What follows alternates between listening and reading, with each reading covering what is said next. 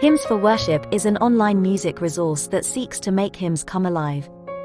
It provides practical ideas, helpful tools, and creative strategies to help Christian musicians lead and teach with confidence. It has well-researched hymn stories and piano accompaniments to help worshippers sing with understanding. It has a collection of printables, like hymn worksheets, piano arrangements, and digital resources to help you do your best work. If you like today's episode, you may explore more related topics on www.hymnsforworship.org.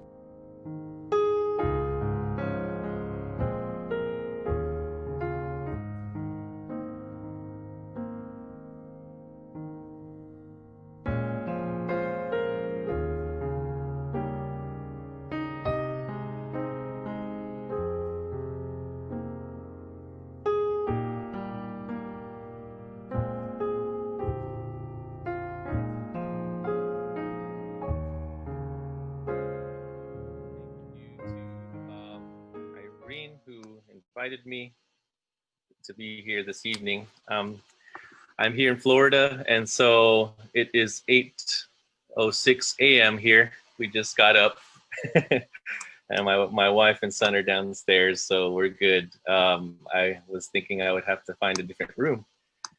But thank you so much for this opportunity. I've never presented on this topic before because it's not something that's typically talked about. It's a little bit more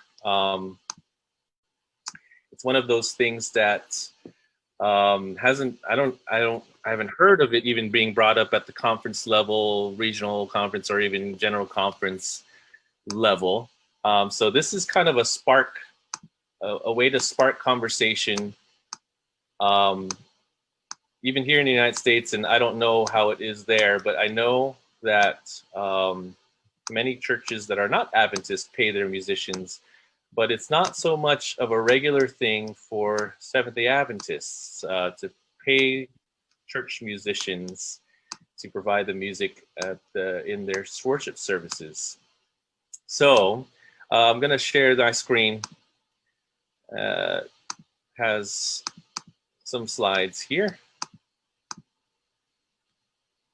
And I hope that's okay if I leave it on this screen so that I can see my notes as well. So this conversation was kind of sparked by growing up in the church, and I'll tell my story in a little bit. But we asked the question today, should church musicians be paid? And is it biblical? Is it just a lot of the questions surrounding that? When I grew up in the church, it was expected that you volunteer your talents, of course, to give back to God the talents that He's given to you. And of course, that's something we're taught and something that is a regular thing. I know even in the Philippines, that is an expectation. So there's a couple words here that describes musicians back in the Old Testament. And I'm not an expert in Hebrew, but I looked these two words up at least to kind of give us a foundation for what we're talking about today. And two words, I believe they're pronounced lamad and bain. And to give a definition of these two words, and I'll tell you where it's from. Lamad means to teach, or accustomed, diligent, an expert, instructed, and someone who's learned and skillful, a teacher. And bain is pretty much similar to that, having intelligence, eloquent, having understanding, or wise. And this is found in 1 Chronicles chapter 25, verse 7. And it's describing the musicians of David. It says, so the number of them with their brethren that were instructed in the songs of the Lord, even all that were cunning. So that word for cunning was 248. So instructed and cunning, and other translations, I just looked it up, instructed and skillful, or trained, skillful, accomplished, well-trained, and or masters. And so when we're describing musicians, in particular musicians of the church, those who serve God, we want the highest level as possible. And you'll see training for musicians. A lot of times musicians will go through lots and lots of training. And this is sort of my personal experience. I went to get my bachelor's at La Sierra University. And so I know Dr. Chunsteady, who presented a number of weeks ago, presented here. He was one of my professors. And so I actually spent 5 years because I did the education route. And so it takes another year and a half, but I did it in 5. And then I went to get my master's, and I'm currently still working on my doctorate because I'm working right now, and I just had a baby. And so I'm kind of in the middle of my dissertation still. And I'm going to need some of your help to those who are in the Philippines, because my topic is actually on Filipino choral music. So if you'd like to contact me and have conversations about that, I am more than willing to have that, and actually invite you to contact me so that we can talk more about that. But a little bit more about my story. I went to school, Adventist school, pretty much my whole life until I decided not to go to an Adventist school in my master's. The only school that has a master's in music would probably be Andrews University, and it was too far for me. So I went to Cal State University in California, and in between all the times that I was in school, I was teaching as well. So something that I learned very quickly throughout this whole process of education, spending lots of money, of course, partly my parents, partly I had to pay off by loans. In the United States, we do loans here, and you're spending a good chunk of your life paying off these loans. I learned very quickly that Sunday churches, they pay singers quite well. Even in my undergrad, there were connections in California where I could sub for professional singers at different churches. And so I'd be going to the Crystal Cathedral. We've heard of that big, large cathedral in California, Anaheim, California. I was going to Methodist churches, all denominational churches around, subbing for professional singers to sing in their choir, and I would get paid. And I was like, wow, this is really cool. I had never been paid to sing just in a choir before. And it was kind of one of those eye-opening things that made me realize, wow, there's value to what I'm doing. I just usually would volunteer my time and just thought, well, that's just what I do. I go to church and I give, my talents up to God, and, hopefully it blesses others. So, I taught through, all levels from kindergarten to college, and up until this last year, my time at Seventh-day Adventist Church, it's always pretty much been volunteer. There were some times where actually in California, sorry if you hear my baby downstairs. He's crying and eating right now. But anyway, up until this last year, I pretty much volunteered my time, and I started writing an article about this very topic, and to kind of spark some conversation on Facebook, I posted the question, how many of your churches, or how many churches do you know of, pay their musicians? And I got a good, maybe a dozen. The larger churches that actually pay their musicians. I hope, and I think the numbers have grown since then. I hear more and more churches are beginning to do that. But prior to moving to Florida, a typical scenario for a musician may be that they work a number of jobs. In my case, I was an educator, so full-time work wasn't as difficult for me. But as a performer, you're probably going to be doing a number of different things. And prior to coming here, I was working 3 jobs. So I was the choir director at the Presbyterian Church and the choir director at the Adventist school. And then I was also a music instructor at the college up in Bellevue. And I was about to take on a full-time position actually at the Presbyterian Church. And in my mind, there was conflict because how much I would love to actually give my full attention and talents to my own denomination, the Seventh-day Adventist Church. And I prayed about it, and little did I know God would give me the position here in Florida. And so I'm now a full-time music director at the Forest Lake Seventh-day Adventist Church. But this type of position is very, very, very rare.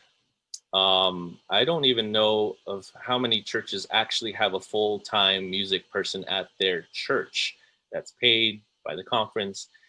And in my case, it's very much like a pastoral position, which we'll get into in a bit. But that is the kind of, I guess, format that they've put this position as. And I know of probably a handful of churches that do. A lot of times they're connected with universities. This one is not connected to a university, but that's the way that a lot of times they get away with it. So I really don't have a lot of answers to tell you this morning about the question, should they be paid? But at least we can get a good conversation started about, is it even biblical? Is it something that's possible? And should we head in that direction possibly? So here's just a couple of quotes that's, kind of sparked this conversation, and I'll show you here. And I'm not going to tell you who said these things to protect their, who they are, but it's, when talking about this subject,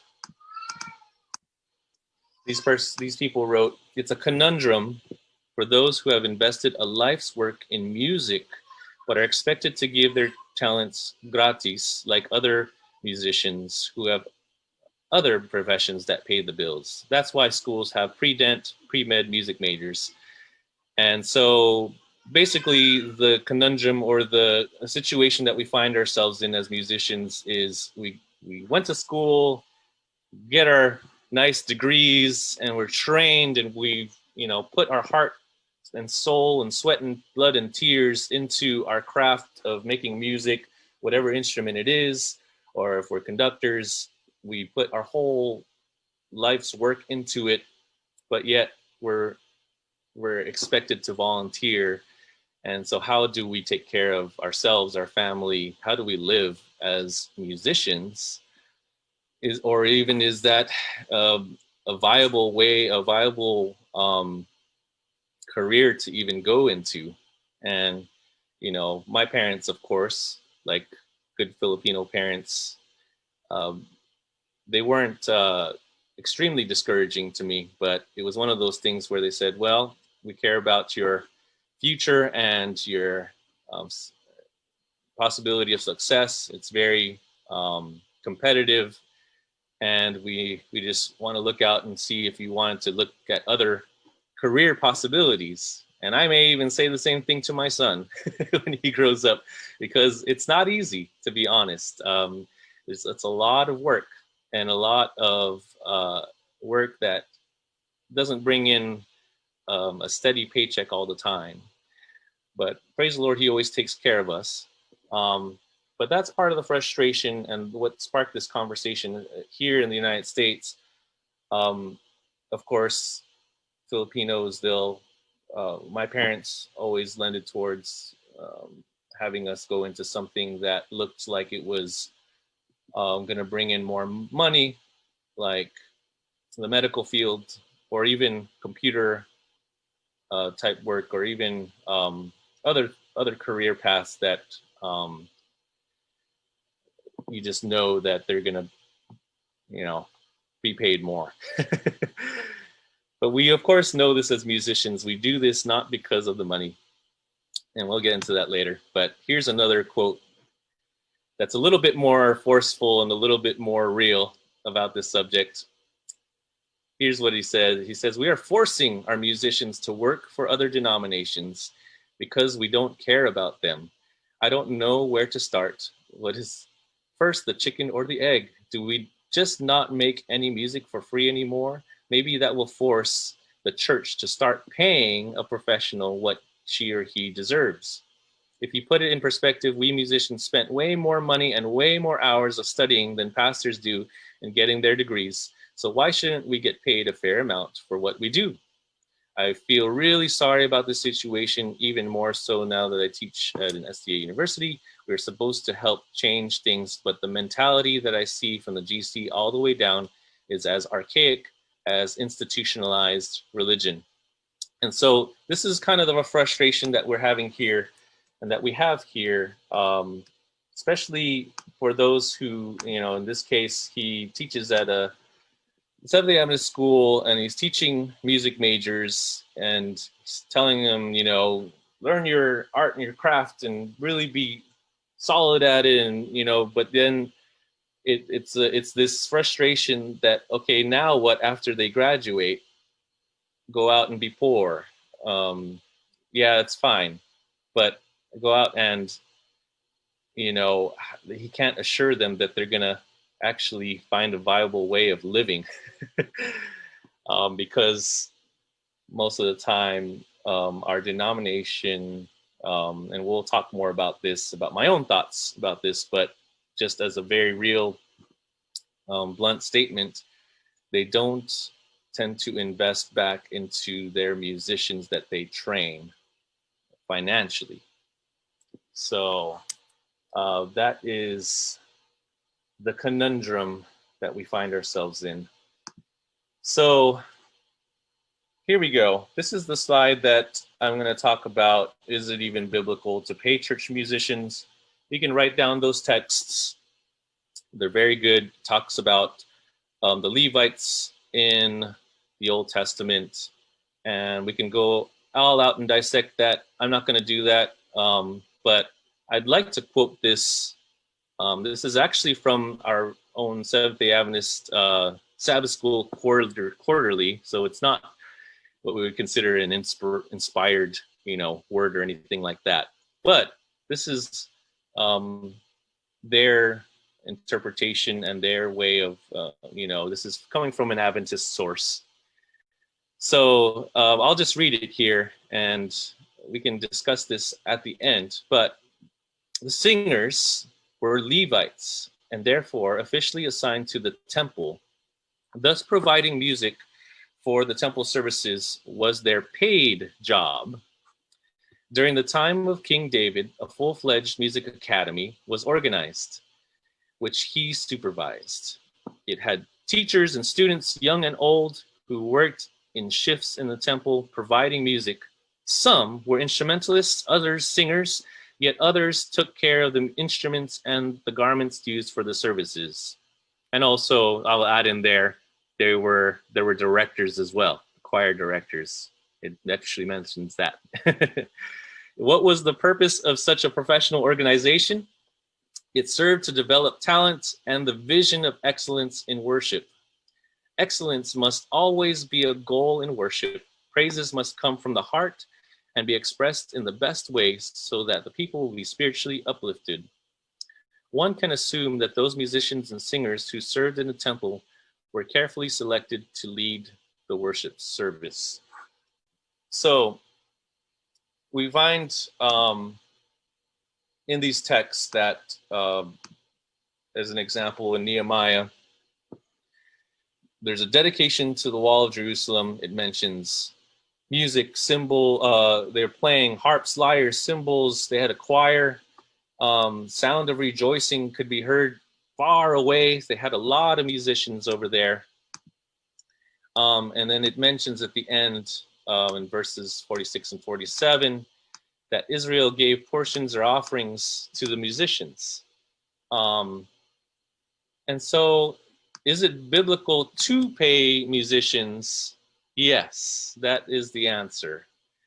Um, and so, we'll talk about some of the ideas behind that and how we can do that. And this is just to spark a conversation as to should they, but can they, and is it even biblical? So the answer is yes, we can.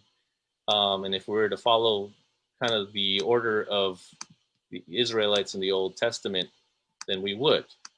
Um, the Levites had other responsibilities, of course. They were kind of taking care of the temple as well. They were not just, well, they had paid musicians and they also were performing duties for the temple, much like pastors do.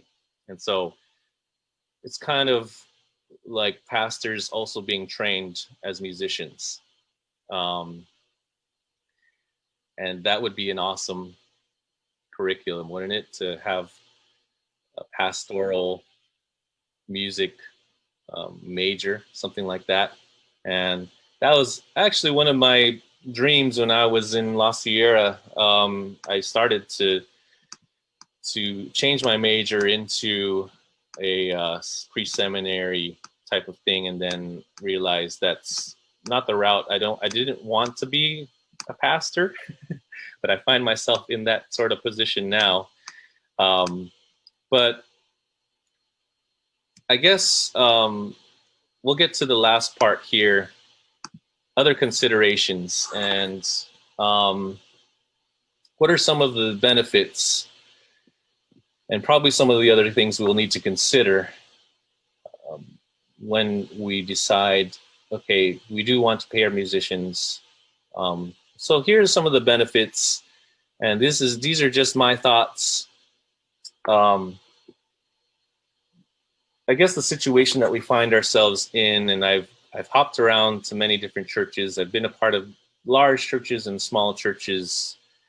Small churches meaning they're less than 100 people, where in a lot of smaller churches, you're really dependent on who is there, who is available.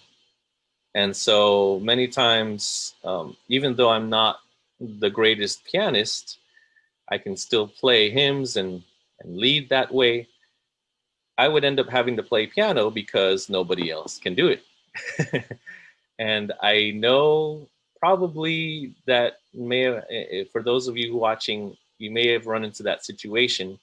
There have been times where I accidentally, or had to show up late for any reason, and they were singing with no piano, and it can be a source of frustration um, as far as the quality is concerned in the worship services.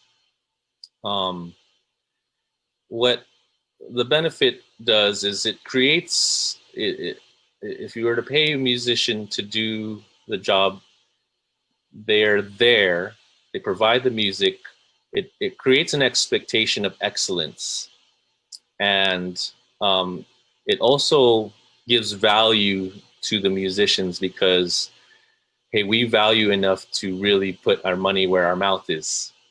um, we we say we value our music in our church, and we say, wow, look at all our great trained musicians, and we have the best music schools, and blah blah blah blah blah. Well, then let's invest in these musicians that we're training, and let's send them out to different churches to train, and to and the next part underneath, it mentions disciple and train our people who are volunteering at the church, and people that love to do music but they just need a leader. Let's pay the musician just like a pastor, and let's put together a budget that we can sustain that person so that they can really not just provide the music but also lead others in making the music as well. So that's kind of the way that it works here at my church. I am the paid person and the conference, and I guess, the thing is, it's a large church, so yes, they are able to make it happen. So unfortunately, this is not the model that a lot of churches probably will be able to invest in. And so another model could be just that you provide a part-time person, and that is usually the model that you'll see a lot in other Sunday churches. That's the way it was for me, for just conducting the choir. It wasn't to train other musicians. It wasn't to have any type of, you know, have lessons and all those types of things.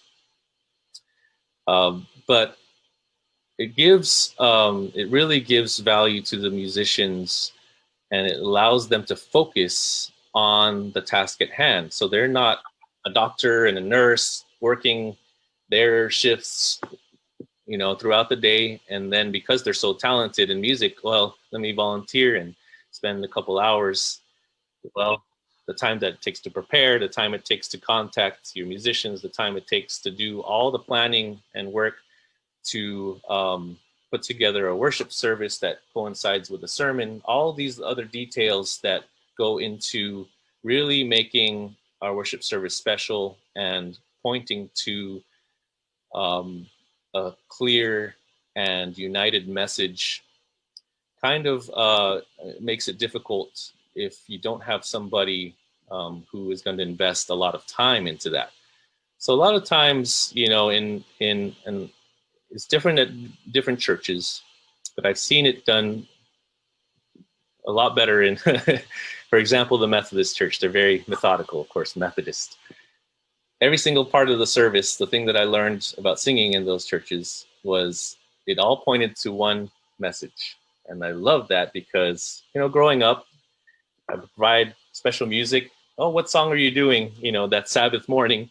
Oh, I'm doing this song. Okay. And, it has nothing to do with any part of the service, but of course it's a church song, and a song about Jesus. So, but if we were to actually take the time and have somebody to really sit through and pray about with the pastor who's speaking, planning all of that stuff, and that's another issue. But really, what it does is it creates this expectation that there will be an excellence in music in our worship services.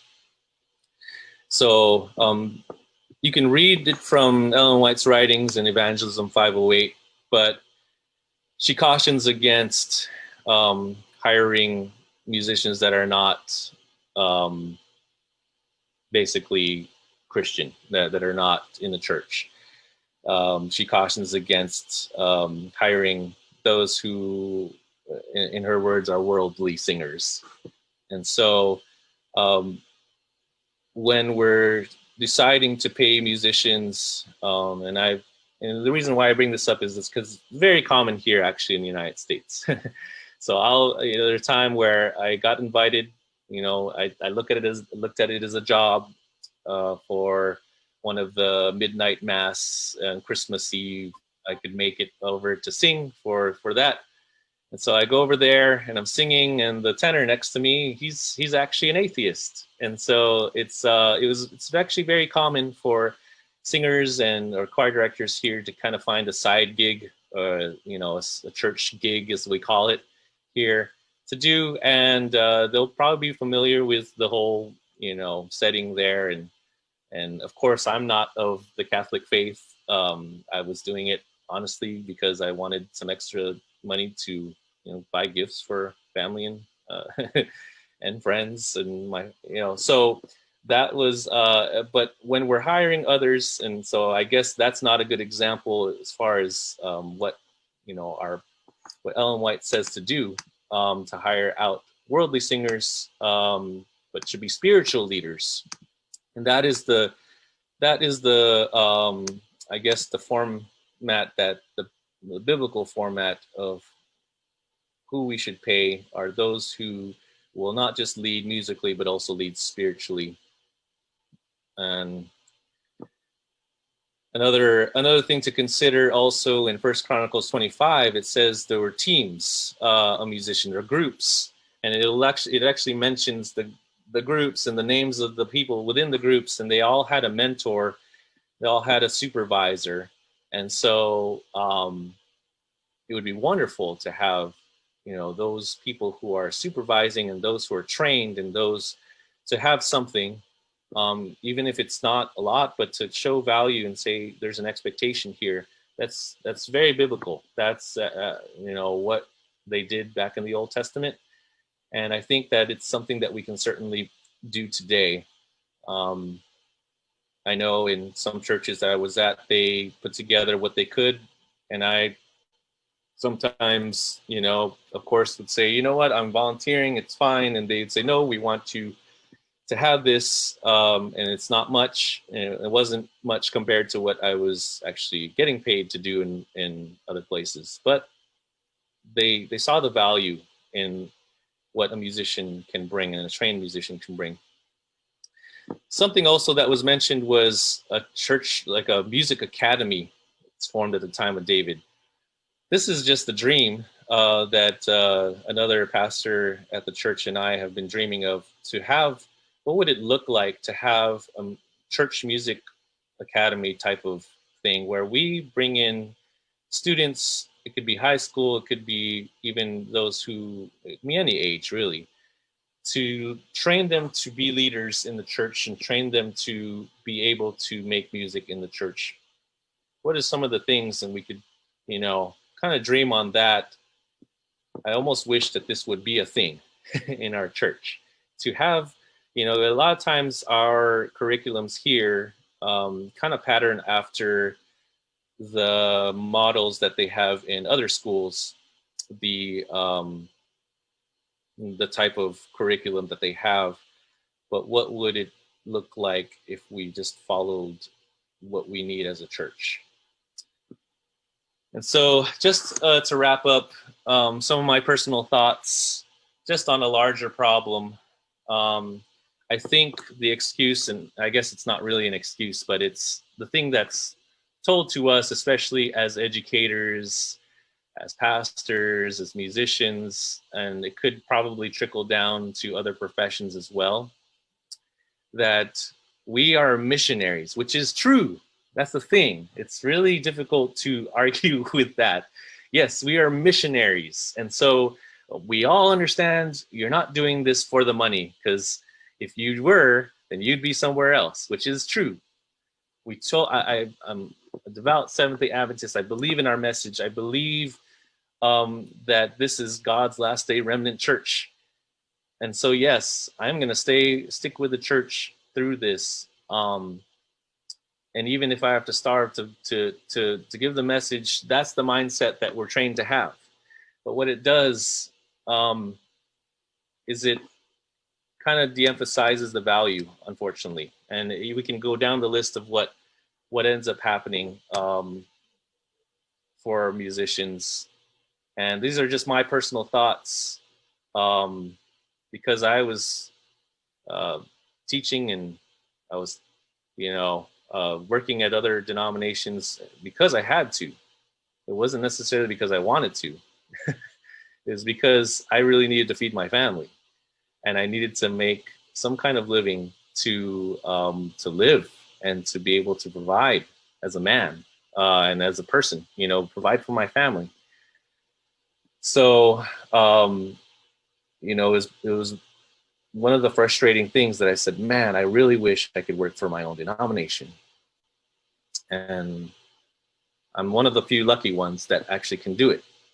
I know that there are many others who probably would like to. And so I don't really know what's going to change this.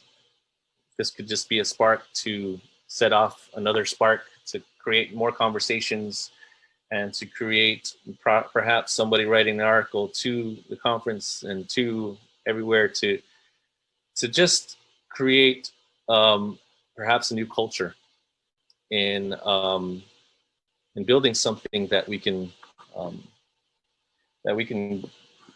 be proud of, and to also use it as a as a way to proclaim God's word more fully.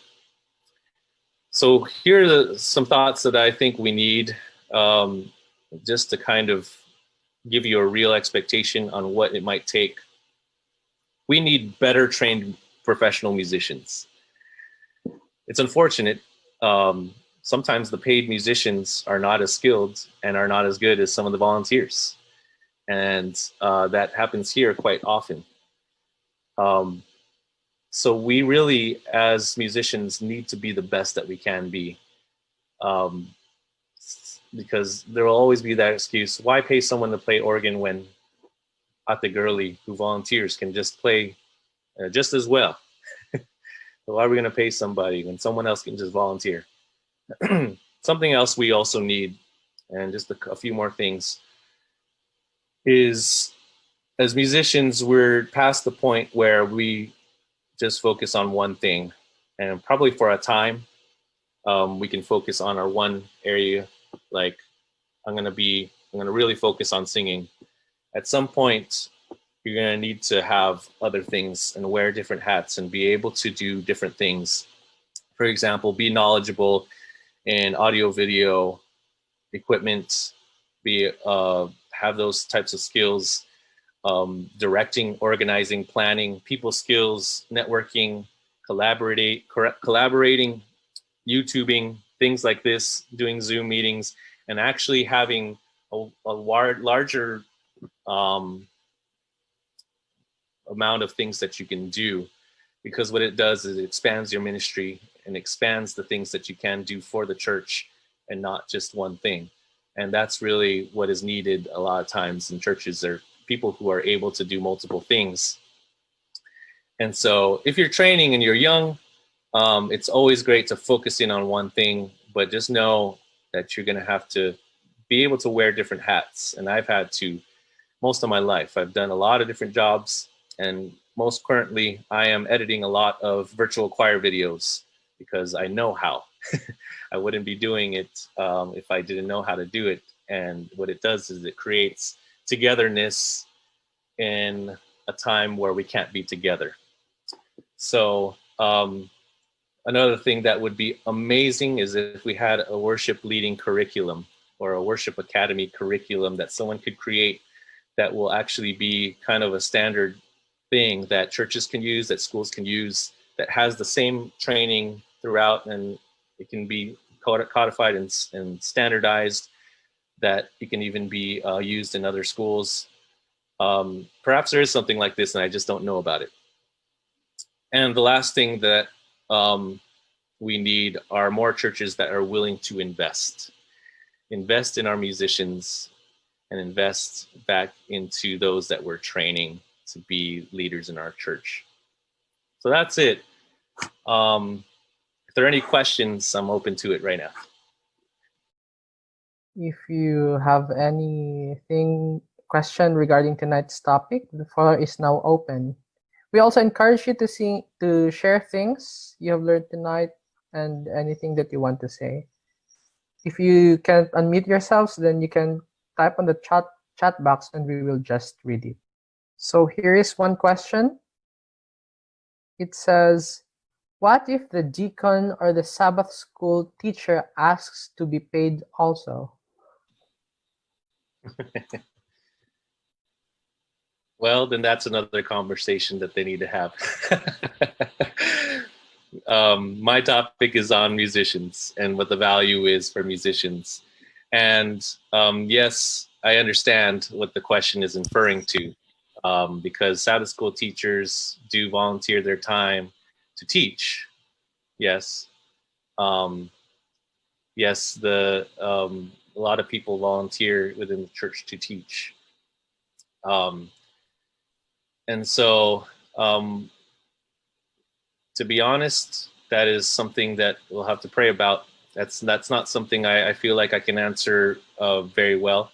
But part of the role, for example, that I'm in is not just to be there on Sabbath morning and to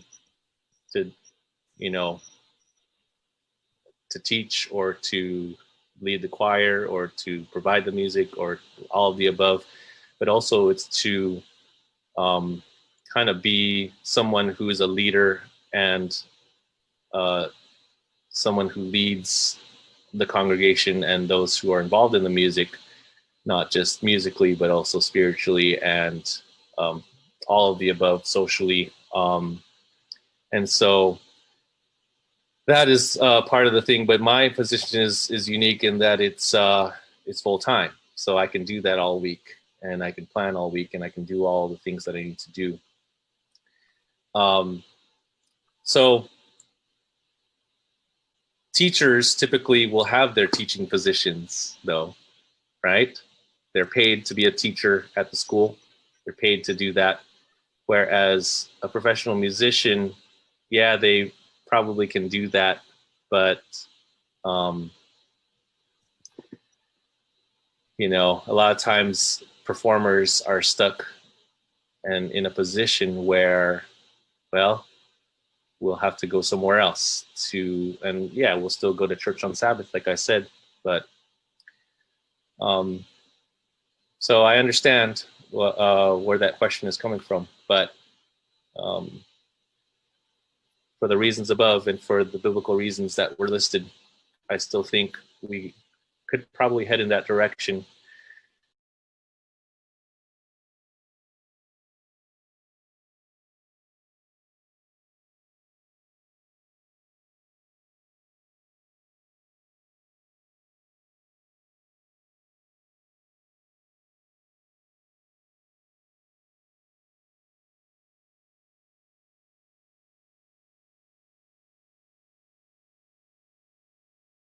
So here's the question. It's understandable full-time musicians should be paid, but how about those who were just invited for a special song? Should they be paid as well? They can be. I, you know, that's not something that is clear in scripture that I can't really back up, but I don't see why they can't be. So one of the things I didn't talk about was at my church, they actually had an honorarium. They called it an honorarium budget that you could use, and it's at my choice that I use to pay musicians to come. I've been still struggling and learning how to use that budget properly and wisely. But what I've chosen to do is invest it in students and make it into a scholarship so that they're not just coming in for one Sabbath and playing and then leaving, but actually making it a year-long thing where I'm able to train them and they can train to be leaders as well, not just musicians who come in once and then they leave. So, and that was sparked by this biblical model of having training, having discipleship, and having that type of thing. So I'm not against it. I don't think it's unbiblical to pay a musician to come once, but it doesn't do service to the church as well, I think, in that model. So that's how I'd answer that. And here, I don't think this is I think this is more of a comment. It Yeah. says here that I had an unresolved discussion about musicians not getting paid for what they do in the church, and musicians getting paid but reprimanded that they work on Sabbath and should not be paid anyways. The issue was about regularly being invited. The issue was about musicians being invited regularly to a church to make music. Another person then complained that his being a music minister in a non-American church meant that his services are free, while the preaching pastor gets paid. Another person complained that while he was getting paid in his church, although he was not a music minister, he was reprimanded not to accept payments because he was working for it on the Sabbath. Someone then said that he is not getting paid for doing his services on the Sabbath, but for the time he spent practicing before the Sabbath. I said, if the SDA church is able to pay, then I accept it. If they don't, then I have no problem either. I would love to get paid, but that should not be the purpose of playing for a Sabbath church service. Yeah. Then someone tells me, that's where the problem lies because I condone non-paying churches. It's like a lose-lose almost sometimes when having the conversation. Yep. That's true. Anyway, actually, I just want to comment on what you said about the academies earlier. I Yeah. was studying one of our part of the curriculum here in music education here in the Philippines is to study about Philippine music and Philippine music history, something like that. And I Yeah. learned that in Catholic churches before, when they established their academies here, one of the things that they do was teach how to make instruments, how to sing for the Oh, church, and all that yeah. stuff. That's fantastic. I know that actually, yeah, one of the ways, and you can look at it different ways, but they saw that Filipinos were very musical, and they used that as a tool for getting them to learn about Christianity, of course, when they came over as a tool, because there weren't Christians when they first came here, and so they used music definitely as a tool to guide them into. Yeah. Oh, here is a question. Who do you think should start a church music academy? Oh, well, that is something that I'm hoping to do as someone in my position. I think it's, and that's the thing where since it's such a rare position to have, um, it's difficult, and it's difficult for it to gain traction because it's not something like you wouldn't get a degree for it, and so it would be great and it would be most successful in a school setting, in a university setting. But what I'm trying to create right now is a scholarship program that helps them to go to school financially, so they can pay for the academy that they're going to, but then they're also getting training on the side. And it's really only right now for those who are talented musicians, they have to audition for it. But I'm hoping that it will grow into something that can be like a church music academy. So it would be great if the conference could get behind that and actually provide that, but someone has to create it first. That's the first step. So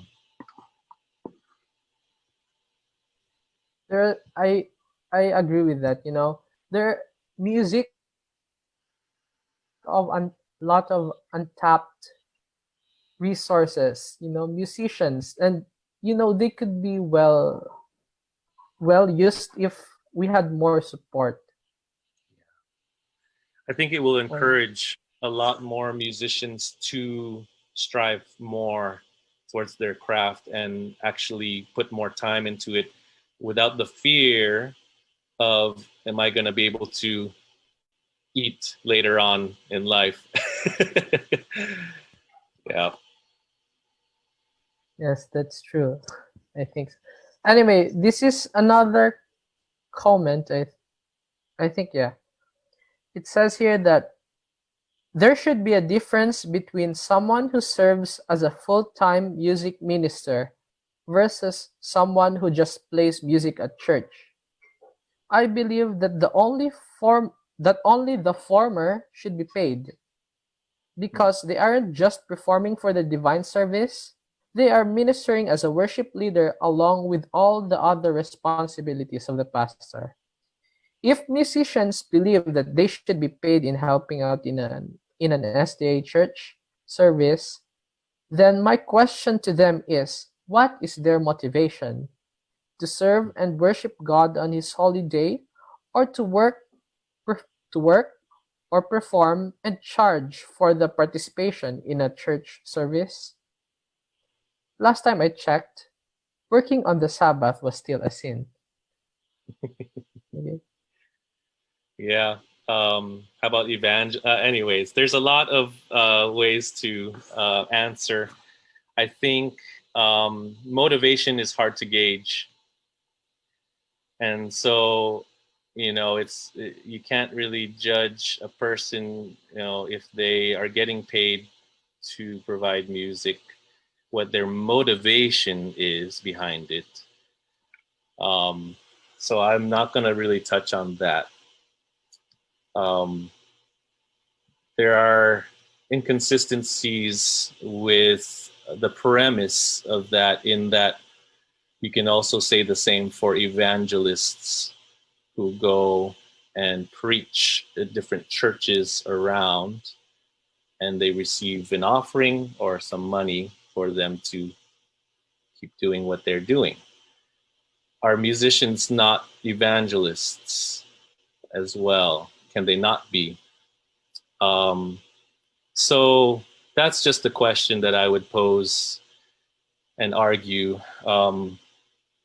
because you can look at it that way, and being paid on the Sabbath, that's, it doesn't, money transaction doesn't even have to take place on the Sabbath, and it's not, like the comments that were made earlier by Brother GB. That's the type of conversations that we have to wrestle with personally as musicians in this. But what was it during the time of David? I don't know. They were paid. That's all we know. And so whether it was, I don't, of course we believe in the Sabbath and not to have, to be working on Sabbath. And it's not, a lot of times, because of the way that we grew up as Adventists, of course, we're already volunteering our time, and we're already within the mindset of giving of our talents to God, and whether we're paid or not. And so to be able to do that and to feed our families, that's just something I think a conversation needs to happen in that direction. So I appreciate the comments and the but I would just take into consideration other things that I've brought up as well. So. Here's a question. In my country, the conference opened a music academy associated with the school. Students take music classes outside the school time in order to learn to play instruments or sing. Those who are Adventists are using their ability when they are back to their respective churches. What is your view about it? That's great. That's fantastic. Yeah, I would love to see more of that. I know that our Adventist academies have music departments associated to them, and they're training and learning, about music. But in particular, I think it's also good to train in the direction of having music in the church. There's a different, and I know some music teachers do this, but a lot of times it's not within the construct of providing music in worship. It's music just for music. So yeah, I think that's fantastic. I think we need to have more of that. I agree with that too. Here is one question from the Facebook Live. It says, playing music for a church and getting paid is the same as a pastor preaching and getting paid. Paying music ministers allows them to survive and focusing solely on their craft that glorifies God. Okay, so it's more of a comment, and Yeah. yeah. So are there any questions? Here is here. I don't know. I think this is the last one. Um, it says here, when you were hired as a musician in other denominations, have you encountered an instance where you had to play music that isn't according to our beliefs? Um, well, there was an instance where, and this is on, this was the one and only time I sang at, I was invited and I didn't know what music they were going to do for church, but I, I I still to this day don't know how I feel about it. I didn't feel very good about it, but in the church service, I think I forget the denomination. I'm trying to remember if it's Universalist or another denomination, but it's not fully Christian. I guess you could say it's kind of encompassing of a lot of different faiths. And they sang "When You Wish Upon a Star" during their service. It's like, this is weird. We're singing "When You Wish Upon a Star," and like this is, I guess this worship service, or maybe it's not really considered worship, but that, I guess, in those cases, there have been other times where, for example, in school, not for a church, but in a school setting, you would learn and sing like an Ave Maria, and we don't believe that Seventh Day Adventists in well, not Ave Maria, and we don't believe that Mary's alive and all that. So I look at it as an educational experience, and that's me personally. And you could, but of course, I know I don't believe in that. But um, it was in the public school setting where we're singing it. I'm not preaching it. I'm learning about the music. It's sometimes very beautiful, the composition. But yeah, that's a very good question, and that's something that you'll have to wrestle with as musicians if you are to play and sing at other denominations. Typically, I haven't had any issues in Sunday churches, especially, of course, if I'm the leader. That's I get to choose. So, and sometimes I would choose music that will have a message that of course, would minister in truths that they're not, familiar with or not as used to hearing very often. And so, but if you're just a hired singer, then I know sometimes you'll just have to go along. But I honestly haven't had too many issues uh, within the Catholic Church. I've sang in there for a year. It was a mass, and in the mass itself, it's I wouldn't participate in communion and all that, but there's typically not anything controversial usually about the songs itself. So, but it could be different there. I don't know. Personally, for me, I think that you know, singing sometimes like that in other churches is one way of also witnessing to them. Anyway, here is a question. What would be the job description for a church musician? Ah, I could pull up my job description, but I don't know if I have it on hand. But just off the top of my head, job description, I guess it depends on if you're doing full time or part time. But if it's a full time position, I think the expectation would be not just to provide the music as a musician, but to also encourage other members, to collaborate with them, to form groups, to form teams, to mentor, to be a pastor and shepherding your flock as well. You're also a part of that process. The people that are singing under you or playing under you or making music with you, I think that's an important part of the process to grow the music ministry and not just you be the only person. So but if it's a part-time, then